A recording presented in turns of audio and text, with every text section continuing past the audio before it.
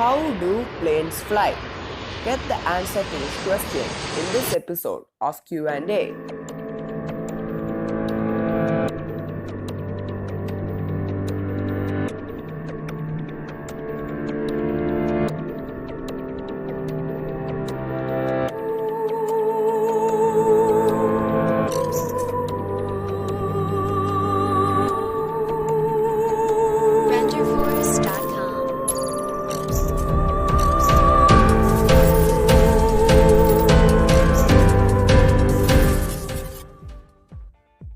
Hello friends, welcome back to Q&A, and today I'm gonna cover the topic, how do aeroplanes fly?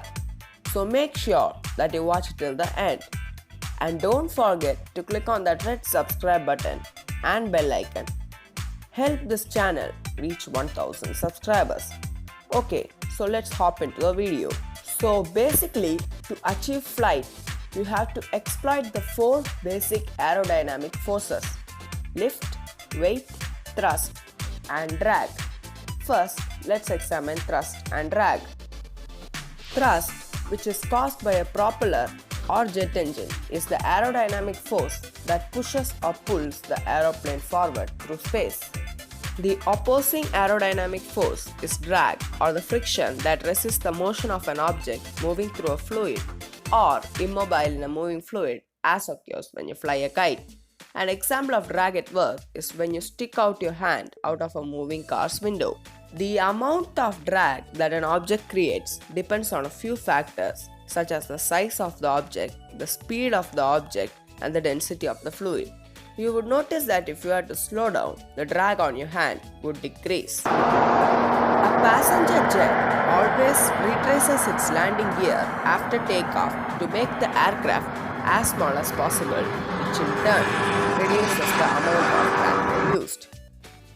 For flight to take place, thrust must be equal to or greater than the drag. If the amount of drag becomes larger, the plane will slow down, and if the amount of thrust becomes larger, the plane will speed up.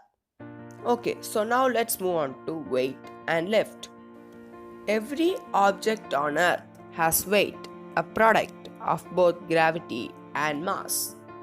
Weight is the force with which an object is drawn towards the Earth.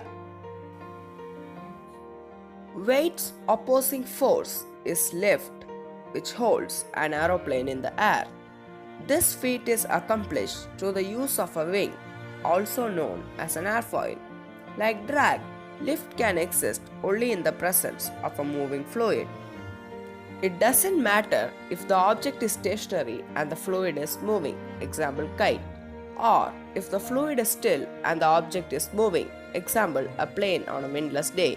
What really matters is the relative difference in speeds between the object and the fluid. As for the actual mechanics of lift, the force occurs when a moving fluid is deflected by a solid object. The wing splits the airflow in 2 directions, up and over the wing and down along the underside of the wing.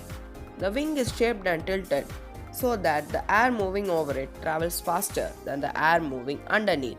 When moving air flows over an object and encounters an obstacle, its path narrows and the flow speeds up as all the molecules rush through. Once past the obstacle, the path widens and the flow slows down again. As air speeds up, its pressure drops. So the faster moving air moving over the wing exerts less pressure on it than the slower air moving underneath the wing. This results in upward push of lift. In the field of fluid dynamics, this is known as Bernoulli's Principle. I hope you guys have enjoyed my video, and if you have any doubts regarding this, post in the comment section below. Until the next video, bye.